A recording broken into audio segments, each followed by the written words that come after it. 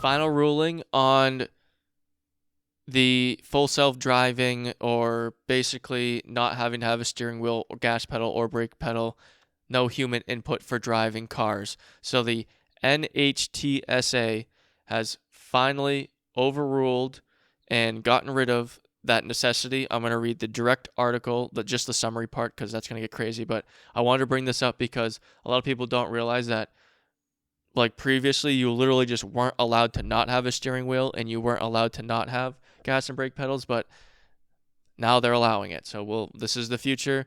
The steps are coming down. The wall breaking down walls. That's what the NHTSA does. Quote summary. This final rule amends the Occupation Protection Federal Motor Vehicle Safety Standards to account for future vehicles that do not have traditional manual controls associated with a human driver because they are equipped with automated driving systems, ADS. This final rule makes clear that despite their innovative designs, vehicle with ADS technology must continue to provide the same high levels of occupant protection that current passenger vehicles provide. The occupant protection standards are currently written for traditionally designed vehicles and use terms such as driver's seat and steering wheel that are not meaningful to vehicles designs that, for example, lack a steering wheel or other driver controls. So this is how laws work. The black and white. How am I going to sue you? No more driver seats, no more steering wheels. This final rule updates the standards in a manner that classifies existing technologies while avoiding unnecessary terminology, and in doing so resolves ambiguities in applying the standards to ADS-equipped vehicles without traditional manual controls.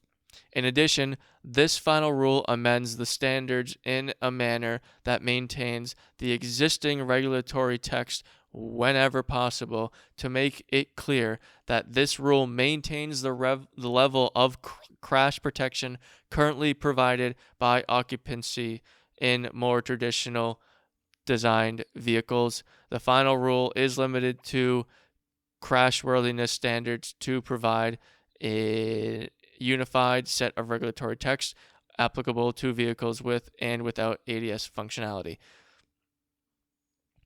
So, self-driving cars, you won't have to have the driver's seat, no steering wheel, no gas, no brake, and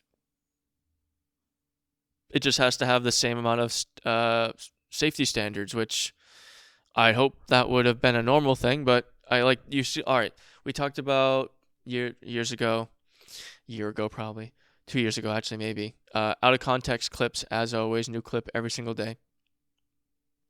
There's one about the canoe, and it's like a bulb, it's like a bus sort of thing.